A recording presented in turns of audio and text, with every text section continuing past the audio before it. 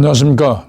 오늘은 성경 강의 제23강 주제는 인류 역사 6천년 만에 이루어지도록 설계된 하나님의 뜻은 무엇일까입니다. 성경 창세기 제1장에 하나님의 뜻을 이룰 설계도가 설명되어 있습니다. 왜 그것이 하나님의 설계도가 되는 것인지 오늘 알아보도록 하겠습니다. 성경에 이런 내용이 기록된 구절이 등장합니다. 바로 마태복음 7장 21절이며 다음과 같습니다. 나더러 주여 주여 하는 자마다 천국에 다 들어갈 것이 아니요 다만 하늘에 계신 내 아버지의 뜻대로 행하는 자라야 들어가리라. 본 성경 말씀은 현 세상에서 구세주로 추앙받고 있는 그분이 직접 하신 말씀입니다. 그런데 하늘에 계신 내 아버지라는 표현이 사용되었는데 아마도 우리의 눈에 보이는 파란 하늘을 의미한 것이라 생각됩니다. 그리고 내 아버지라는 표현은 하나님이 자신의 아버지라는 것이며, 아버지가 있으면 당연히 어머니도 존재해야 자신이 태어나지 않았겠습니까? 그러면 그 어머니는 누구라는 것인지. 그리고 성경에는 구세주 탄생을 예언한 성경 내용이 등장합니다. 바로 이사야서 7장 14절에서 15절까지 있는 내용이 이렇습니다. 보라, 처녀가 잉태하여 아들을 낳을 것이요 그 이름을 임마누엘이라 하리라. 저가 악을 버리고 선을 택할 때 미쳐 버터와 꿀을 먹을 것이라. 여기서 처녀가 낳은 아들을 임마누엘이라 하였는데 그 뜻은 하나님이 함께 하신다는 의미입니다. 하나님이 함께 하시는 존재라 해도 일반 사람이 되는 죄인된 처녀의 몸에 잉태되어 죄인의 피를 받고 성장하여 결국 보통 사람들과 마찬가지로 죄인으로 출생된다는 의미입니다. 그런데 본 구절의 핵심은 바로 악을 버리고 선을 택한다는 내용이 있습니다. 사람은 누구나 죄값으로 죽을 수밖에 없습니다. 그러나 그 죄가 되는 악을 버린다는 것은, 버려진 악은 결국 영적 순교가 된 것이요, 영적 순교가 되었다는 것은 남아있는 하나님의 영인 양심이 그 사람 전체를 차지하게 되어 육체를 가진 채로 하나님으로 거듭난 상태가 되어 하나님이 되었다가 되는 것입니다. 이 구절이 정말 중요합니다. 바로 구세주는 죽을 수밖에 없는 사람을 죽지 않는 영생체로 하나님으로 만들어주기 위해서 오시는 분입니다. 그런데 하나님의 본체는 100% 빛입니다. 그 내용 요한일서 1장 5절에 이렇게 기록되어 있습니다. 하나님은 빛이시라 그에게는 어두움이 조금도 없으며. 그런데 사람이 하나님의 본신 얼굴을 보면 죽게 되었습니다. 그 내용이 바로 출애굽기에 나오지 않습니까? 출애굽 과정에서 하나님께서 모세를 시내산으로 부르십니다. 그때 하나님은 모세에게 경고를 하십니다. 사람이 내 얼굴을 보고 살 적 없느니라. 그래서 하나님은 손을 들어서 모세의 눈을 가려주고 또 바위 틈에 숨겨주고, 그리고 내가 갈 때 내 등은 볼 수 있을 것이다 이렇게 말씀하셨습니다. 그것은 사람이 하나님의 얼굴을 보면 죽는다는 것입니다. 그래서 하나님의 본신 그대로, 하나님이 구세주로 본신 그대로 사람을 구하게 오신다면 그나마 남아있는 생명조차 뺏어버리는 그런 결과가 될 것입니다. 그러므로 구세주가 되기 위해서는 육체를 입은 상태에서 마귀의 영인, 사망근세를 잡고 있는 마귀의 영의 욕심을 순교시켜버리고 하나님이 되어야만이 구세주가 비로소 될 수 있는 조건이 갖추지게 되는 것입니다.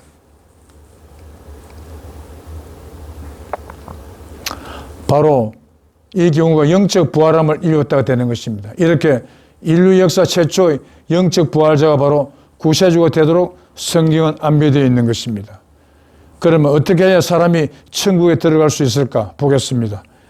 이렇게 하나님으로 거듭나지 않으면 하늘나라에 들어갈 수 없다는 요한복음 3장 5절의 말씀이 이루어지려면 자신 속의 죄가 되는 마귀의 영이 되는 욕심이 순교되어야 하는 것입니다. 그러나 그 욕심을 없애는 방법에 대해서는 성경에 한마디도 안내된 곳은 없으므로 사람이 제 아무리 노력을 하여도 인간으로서는 결코 얻을 수 없는 것이 바로 성령으로 거듭나는 거죠. 하나님으로 다시 태어나는 것입니다. 그런데 이치적으로 생각해 보면 전지전능하신 하나님께서 가지신 뜻은 과연 무엇일까? 그리고 전능하신 존재께서 가지실 뜻이 왜 있어야 할까? 모르는 게 없으시고 못할 게 없으신 하나님이시라면 왜 다른 뜻이 있어야 되겠습니까? 사람으로서는 이해가 될 수 없는 것은 분야가 될 것입니다. 누구라도 어떠한 뜻이 있다면 그건 자신에게 직접 필요한 것이나 아니면 가까이 있는 누군가의 도움을 어려움을 개선해 준다든지 등이 될 것입니다. 그런데 하나님의 뜻이 생기게 되는 사건이 발생하였습니다. 하나님께 꼭 이루셔야 할 뜻이 생기는 계기로 볼 수 있는 성경 내용이 등장하는데 그것을 인용하면 다음과 같습니다. 창세기 2장 2절입니다. 하나님이 일곱째 날을 복주사 거룩하게 하셨으니 이는 하나님이 그 창조하시며 만드시던 모든 일을 마치시고 이날에 안식하셨습니다. 그 6일째 되기까지는 첫날에 창조하시는 첫날에 빛을 창조하시고 마지막 6일째 되는 날에 사람을 창조하심으로써 창조 업무가 끝나게 됩니다. 그래서 창조 일을 끝냈기 때문에 그 다음 날에 일곱째 날을 복주사 이 날을 안식하신다고 되어 있습니다. 그리고 이 안식일은 한간의 우리 인간 세상에서는 사람들이 6일 동안 일을 하고 7일째 되는 쉬는 날, 그날 안식일이라고 하며 어떤 종교단체에서는 일요일이 안식일이다. 또 어떤 곳에서는 아니다. 토요일이다. 이렇게 도토리 기재기를 하지만 그 둘 다 틀렸습니다. 이 안식이라는 단어 이 자체가 천기에 해당되기 때문에 죄인의 신세인 사람은 절대 그 참 의미를 알 수가 없는 것입니다. 왜 하나님께서 안식하지 못한 상태로 6일 동안 계셨겠습니까? 그것을 알지 못하면 절대 성경을 아무리 읽어봐도 그 의미를, 참 의미를 절대 알 수가 없게 되는 것입니다. 그리고 창세기 3장 23절입니다. 여호와 하나님이 에덴 동산에서 그 사람, 즉 아담과 해와를 내어보내어 그의 근본된 토지를 깔게 하시니라. 이렇게 아담과 해와를 하늘나라인 에덴 동산에서 쫓아내었다고 되어 있습니다. 그리고 계시록 3장 12절입니다. 이기는 자는 내 하나님 성전의 기둥이 되게 하리니 그가 결코 다시 나가지 아니하리라. 그러니까 하나님 계시는 삼위일체 성전이 무너졌다는 것입니다. 상기 인용된 성경에서 창세기 2장 2절에는 그 창조하시던 모든 일을 마치시고 이날에 안식하셨다고 되어 있으므로 동안에는 일곱째 날이 되기까지는 안식하시지 못하는 상태에 계시다는 것인데 그 안식하지 못하게 된 이유가 무엇이든 그러하신 상태에 계셨다는 것입니다. 그리고 창세기 23절은 에덴 동산에서 아담과 해와가 쫓겨났다고 기록되어 있습니다. 창세기에는 아담과 해와가 하나님의 피조물이라 기록되어 있지만 천국이 되는 에덴 동산 자체가 천국입니다. 하나님께서 계시는 곳이 그 어디나 하늘나라. 하나님이 계시면 그 계시는 곳이 바로 하늘나라가 되는 것입니다. 그래서 에덴 동산은 사람이 사는 인간 세계가 아니라 바로 하늘나라, 천국 자체였습니다. 그러므로 아담과 해와는 하나님과 함께 계셨던 삼위일체 하나님이 틀림없으므로 성경에는 기록되어 있지 않은 모종의 원인으로 인해 삼위일체 성전이 깨어지고 아담과 해와는 육체를 입은 인간으로 전락되었던 것입니다. 그것을 암시하는 내용이 바로 고린도전서 15장 45절에 등장합니다. 그 내용이 이렇습니다. 첫사람 아담은 산 영이나 마지막 아담은 살려주는 영이 되었나니 그러나 먼저는 신령한 자가 아니요 육있는 자요 나중에 신령한 자니라. 첫사람은 땅에서 났으니 흙에 속한 자이거니와 그니와 둘째 사람은 하늘에서 나셨느니라. 이렇게 되어 있습니다. 그러니까 첫사람 아담은 육체를 입은 자라는 인간으로 전락된 최초의 사람이 되었다는 것입니다.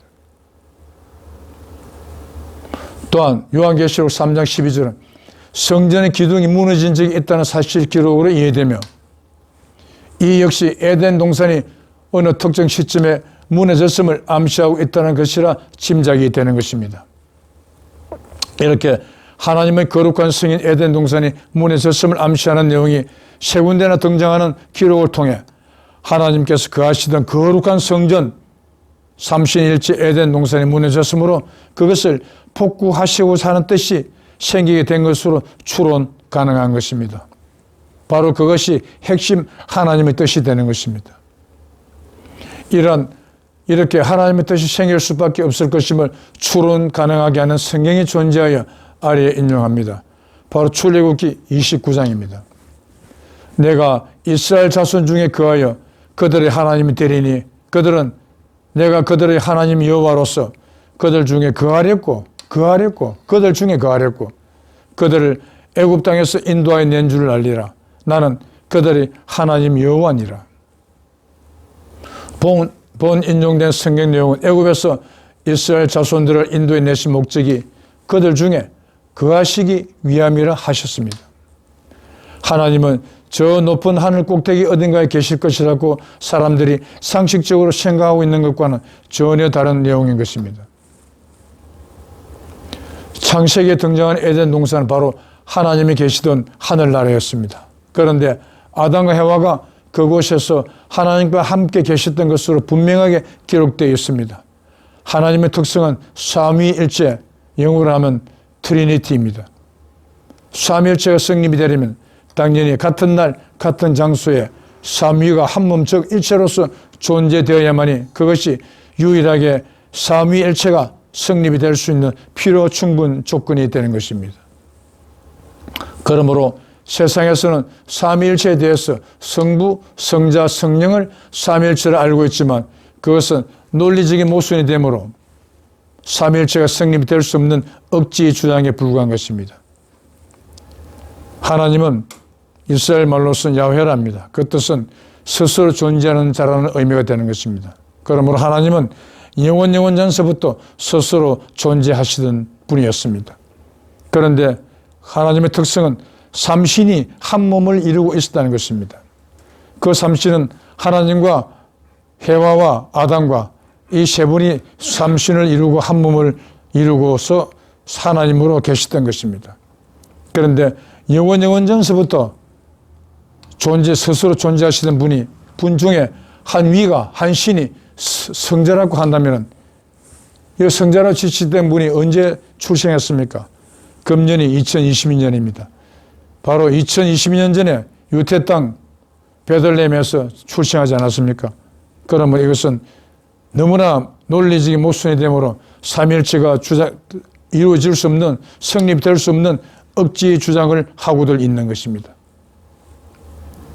그렇게 하나님의 특성인 삼위일체를 이렇게 엉터리로 주장하고서 그들이 구세주 하나님으로부터 선택받아 천국에 들어갈 수 있을 것이라고 생각한다면 그 역시 잘못된 생각일 것입니다. 조금 전 인용된 성경 창세기 2장 2절과 3장 23절 그리고 요한계시록 3장 12절 내용이 바로 하나님에게 꼭 이루셔야 할 목적이 되는 뜻이 생기게 된 지점이라 할 수가 있는 유력한 단서가 되는 것입니다. 하늘이 무너져서 솟아날 길이 있다. 이것은 우리나라에서 고래로부터 구전으로 알려져 오고 있는 속담입니다. 성전에는 기록되어 있지 않지만 우리나라에서 전래되고 있는 하늘이 무너져도 솟아날 길이 있다라는 속담이 하나님의 사정을 정확하게 대변하고 있음을 알 수 있으며 우리나라에 존재하는 이시조선 시대의 예언가 개감남사오 성생의 예언서인 개감유록 중 도부 시내편에는 천붕지탁 소사렙이라는 한자 문장이 이 속담을 정확하게 이해하는 데 도움을 주고 있습니다. 하늘천자 무너질 붕자 따지자 터질 탁자 힐소자 모래사자 설립자 하늘이 붕괴되고 땅이 터졌지만은 흰 돌이라는 의미를 가지고 있는 소사 땅에서 재설립될 것이다. 이것보다는 확실하게 구체적으로 그 뜻을 알 수 있도록 해놓지 않습니까? 하나님의 사정을 정확하게 기록하고 있는 내용이 왜 이스라엘 나라가 아니고 그것으로부터 2억 마리 떨어져 있는 우리나라 대한민국에 존재하는 것일까요?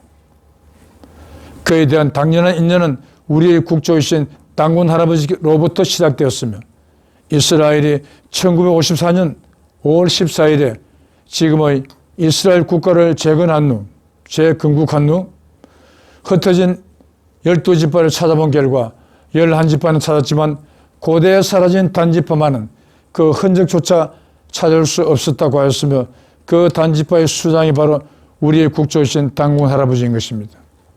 그러므로 우리 민족이 이스라엘의 4대 장자권이 임한 천손민족이며 지금의 이 세상에서 유일한 이스라엘 원족이 되는 것입니다. 단지파를 숨기기 위한 하나님의 4차례에 걸친 작전에 대해서 알아보겠습니다. 이렇게 이스라엘 민족의 장자권이 임한 지파를 이스라엘 땅에서 2억 마리 떨어진 한반도에까지 숨겨놓은 이유가 과연 어디에 있을까라는 의문이 생기게 됩니다. 그 이유는 하늘이 무너져도 솟아날 길이 있다라는 속담에 숨겨진 하나님의 뜻을 이루시기 위함이 근본 이유가 될 것이요. 그리고 다른 한 가지 이유는 6,000년이라는 시간이 걸려 하나님의 그 뜻을 이룰 무적장수, 즉 구세주를 키워내기 위해 장자권이 임한 지파를 감추기 위함이었던 것입니다. 장자권이 임한 지파를 지켜내기 위한 작전을 4번이나 구사하신 것으로 성경에는 기록되어 있는데 사람은 성경의 해당 부분을 아무리 읽어봐도 절대 알 수 없는 비밀스러운 내용으로서 하나님의 뜻이 이루어졌기에 공개되어 지금의 본인도 그분 즉 참구세주 동방의인의 말씀을 통해서 그러한 내용을 배워서 알게 되어 이렇게 일종의 전달 교육을 하는 것이라 여기면 이해가 될 것이라 믿습니다. 그 첫 번째 작전 내용을 이끌어내기 위해서는 조금은 긴 설명이 필요할 것 같습니다.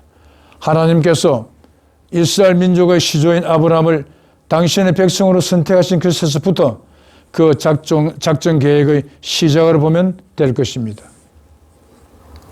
하나님께서 아브라함을 당신의 백성으로 선택하시고 그 이후 아브라함의 기력이 다하여 죽기 직전에 장자 축복을 하게 되는데 하나님께서는 아브라함의 첩 하갈에게서 출생한 첫 아들인 이스마엘이 아닌 본처 사라에게서 출생한 이스마엘보다 14살이나 적은 이삭에게 장자 축복이 주어져야 한다며 직접 장자 축복 행방에 개입하셨고 그 결과적으로 본처의 소생인 이삭에게 장자권이 임함으로써 그 이후 아브라함의 가족들은 본처의 소생에게 본처가 직접 낳은 아들에게 장자권이 임하는 게 전통인 것으로 인식되어졌던 것입니다. 그리고 이삭은 부인으로부터 쌍둥이 아들을 얻었는데 장자권은 형 예서가 아닌 동생 야곱에게 임한 것으로 성경에는 기록되어 있으며 이 경우도 하나님께서 장자권이 형이 아닌 동생에게 주어져야 한다고 이삭의 처 리브가에게 밀명을 전하셨고 그대로 되어졌습니다. 그런데 야곱은 4명의 부인으로부터 12명의 아들을 얻었는데 창세기 49장을 보면 어느 아들에게 장자권이 임하였는지가 명시적으로 기록되어 있지 않았음을 알 수가 있습니다.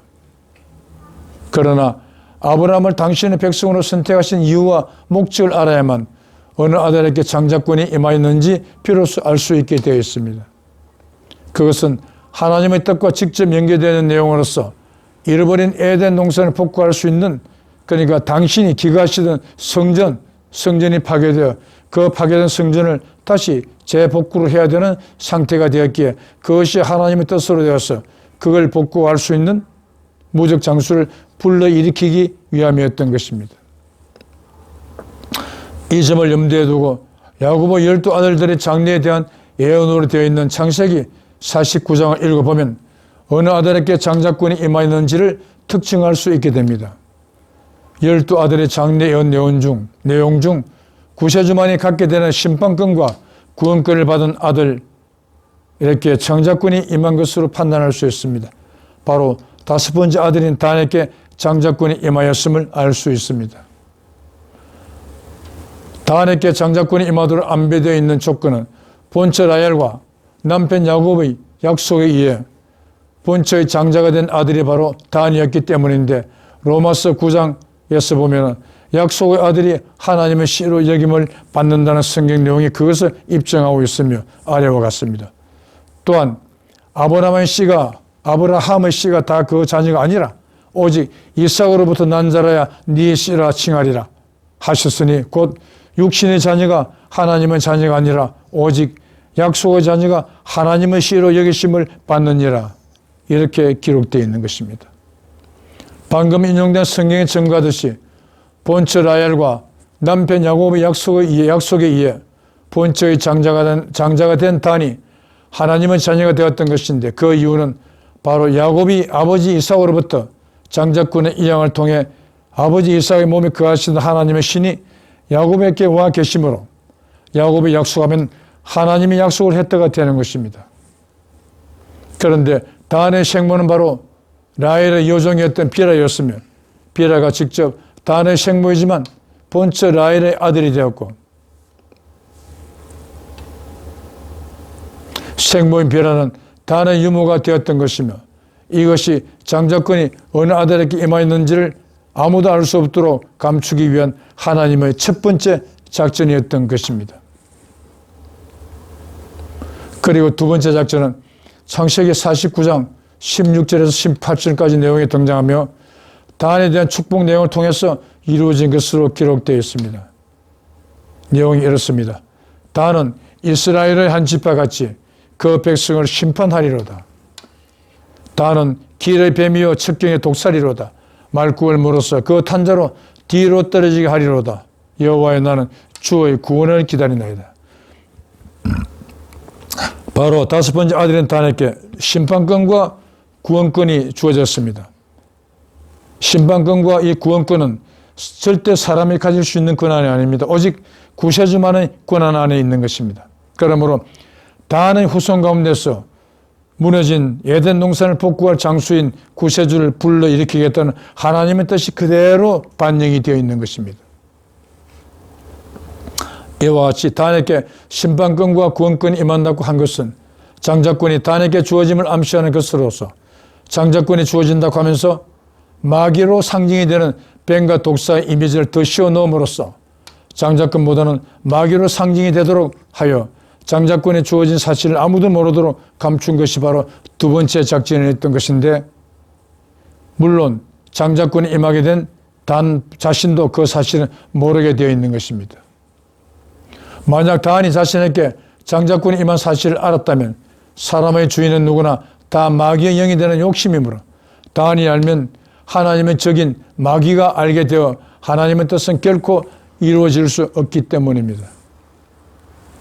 그리고 세 번째 작전은 이스라엘의 12지파 중 유일하게 성경 기록에서 사라진 지파가 바로 단지파라는 사실입니다.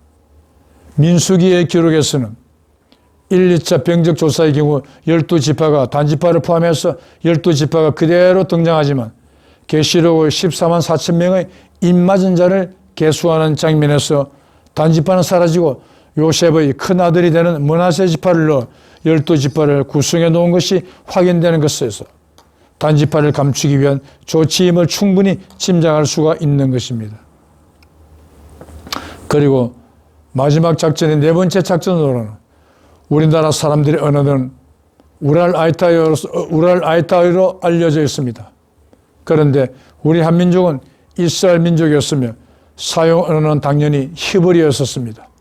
중동 지방에서 약속의 땅인 한반도까지 이동 과정의 긴 시간 동안 언어가 바뀌었던 것인데, 그건 역시 장자권이 임한 단지파를 완벽하게 감추기 위한 마지막 안배였음을 짐작할 수가 있는 것입니다.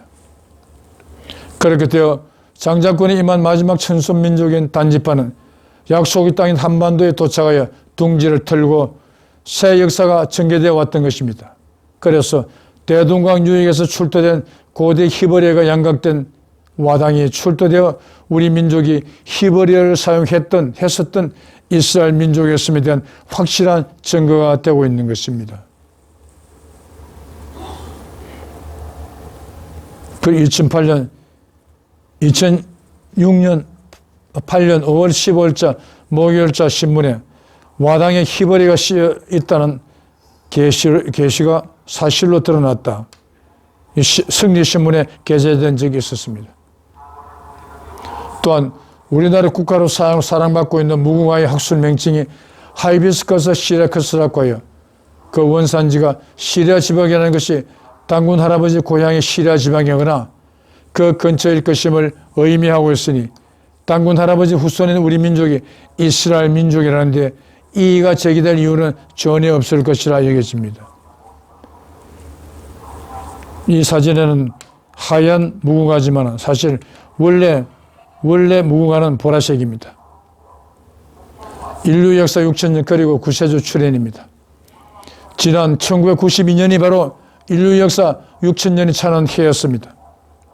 6,000년의 기간이 소요될 것으로 설계된 하나님의 에덴 동산 회복 작전이 기록된 성경이 바로 창세기 초장이며 이렇게 기록되어 있습니다. 천지와 만물이 다 이루니라.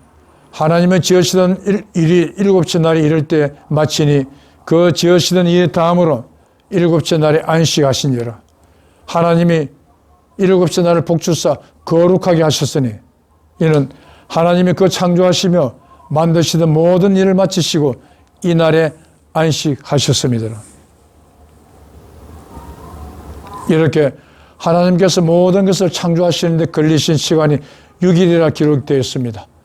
하늘나라인 에덴 동산에서 시간이 죽음이 지배하고 있는 인간 세상에서 시간과 동일한지 어떤지를 성경에서 찾아보면 베드로후서 3장 8절에서 사랑하는 자들아 주께는 하루가 천년 같고 천년이 하루와 같은 이 한 가지를 잊지 말라고 기록되어 있고 또한 성경 이해 지침이 되는 이사야서 34장 16절은 너희는 여호와의 책을 자세히 읽어보라.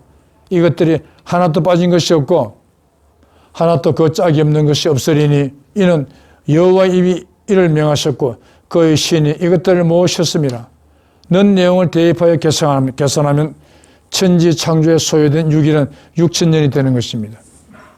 하나님의 성전인 에덴 동산이 무너졌던 까닭에 그 성을 복구해야 되는 하나님의 목적이 하나님의 뜻이 되었으며 핵심 뜻이 되었으며 그 뜻을 이루어질 무적 장수가 바로 구세주인데 그러한 주인공인 구세주는 장적군이 임한 단지파의 후손 가운데서 불러일으키도록 예정되어 있었고 그것이 성경 이사야서 41장 1절로부터 9절에 다음과 같이 명시되어 있습니다.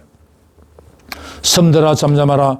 동방에서 의인한 사람을 불러일으키리니 열국 왕들이 다 와서 굴복하리라. 땅끝 땅 모퉁이에서 너를 불러일으키리라. 여기에 금명된 동방은 예로부터 우리나라와 일본 땅을 일컫는데 서두에 섬들아 잠잠하라고 하여 섬나라는 일본이 제외되니 모퉁이 땅인 우리나라 대한민국에서 참 구세주 되시는 동방의인이 출현할 것이라고 확실하게 못을 박아놓은 셈입니다.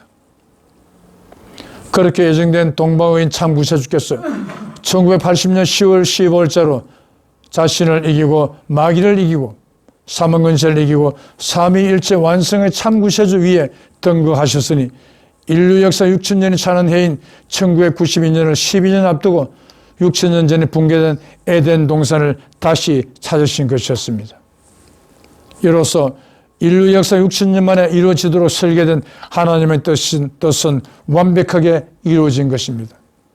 그리하여 참 구세주 동방의인께서 우리나라에서 출현하셨으니 우리 단민족이 이 세상에서 가장 축복받은 민족으로서 우리 모두 다 춤을 추면서 참 구세주 동방의인을 환영해야 되지 않겠습니까? 그런데 현실은 정반대입니다. 바로 적거리 소도가 너무나 세게 활동을 하고 있습니다. 단지파에서 성경을 공부하는 사람들은 단지파에서 적거리 소도가 출현할 것이라고 그렇게 생각들을 하고 있다고 합니다. 왜냐? 단에 대한 미래적 축복 내용에서 길의 뱀이요 척경이 독살이로다.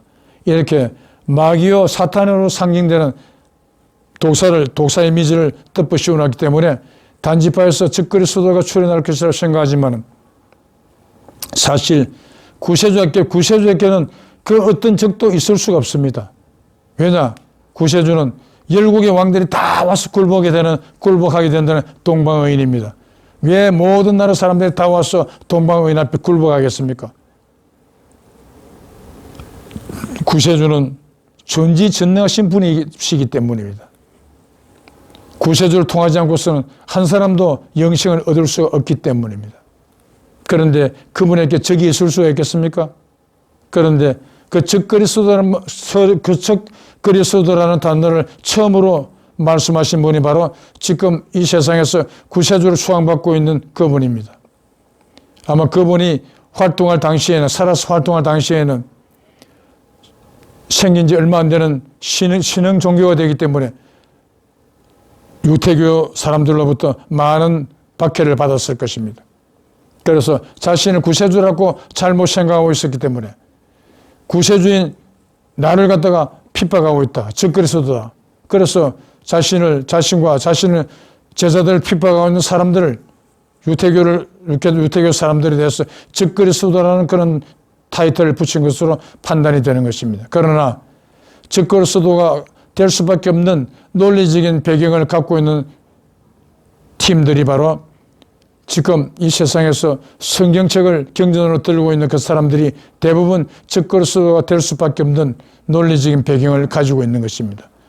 참 구세주는 동방의 땅끝 땅모퉁이에서 출현하신 동방의인이 참 구세주인 것입니다. 그리고 요한계시록에서도 이기는 자는 철정을 가지고 만국을 다스리라. 또한 그에게 새벽별을 주리라. 그러니까 철정을 가지고 만국을 다스린다는 것은 바로 온 세상을 다스리는 왕중왕이라는 뜻이니 바로 구세주라는 것입니다. 그리고 그 구세주는 새벽별이라는 의미의 이름을 가지고 있다는 것입니다.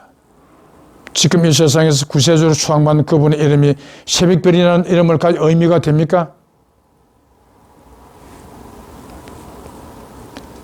이제 죽을 인생들은 각 개인의 노력 여하에 따라 구세주를 통해 큰 복을, 영생의 큰 복을 받게 되었으니 그야말로 입춘첩의 내용과 같이 입춘대길 건양다경의 복된 세상이 쫙 펼쳐지게 될 것입니다. 사실 우리나라 농경사회 때는 봄이 되면 크게 길하다. 입춘쯤에는 분명히 입춘대길, 봄이 되니 크게 길하다. 크게 길한 적은 한 번도 없었습니다. 봄이 되면 춘궁기요.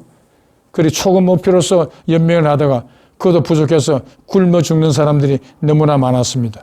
보릿고개라고 하지 않았습니까? 그래서 그 실상은 입춘대길이 아니라 입춘대흉이라고 표현을 해야 적절한 세상이었던 것입니다. 그러나 이 속에 담겨있는 천기가 봄춘자에 응축이 되어 있는 것입니다. 이 봄춘자는 파절하면 석삼자, 사람인자, 날일자가 됩니다. 그리고 3인일, 그렇게 파자한 상태에서 다시 재조립해보면 립3인일 되길, 3인이 서는 날 크게 결하다. 그러니까 3인이 아직 서지 못해서 크게 결한 세상이 못 되었다는 것은 반대적인 의미도 포함되어 있는 것입니다. 그러면 여기서 3인은 무엇을 의미하겠습니까? 바로 하나님은 삼신일체 특성의 존재였습니다. 그 삼신일체 성이 깨어져서 하늘의 문에서도 솟아날 길이 있다. 그와 같은 우리나라 속담에서도 하늘나라가 무너졌다는 것을 알리고 있는 것입니다. 그렇게 무너진 하늘나라가 다시 소사 땅에서 다시 복구되어 구세주 하나님께서 오셨으니, 구세주 오셨으니 이제 죽을 수밖에 없었던 우리 사람들이 죽지 않는 영생체 하나님으로 다시 태어나게 되었으니, 그야말로 죽지 않는 영생체가 되게 되었으니 대기란 세상이 아니고 무엇이겠습니까? 그래서 구세주가 오셨으니 이제 이 세상은 입춘대길 건양대경의 복된 세상이 쫙 펼쳐질 수밖에 없는 조건이 된 것입니다. 구슬이 스말이라도 깨어야 보배다라는 속담 내용과 같이 보배를 얻기 위해서는 각 개인의 노력은 반드시 필요한 것입니다. 모두 하루라도 더 빨리 참구세주 동방의인을 만나서 영생이라는 큰 영광이 함께 하시길 기원드립니다. 그리고 다음 강의 24강의 주제는 하나님을 볼 수 있어야 구원을 얻으리라입니다. 역시 많은 성원 부탁드리겠습니다. 끝까지 시청해 주신 여러분 정말 감사합니다. 그러면 이것으로서 오늘의 강의는 마치도록 하겠습니다.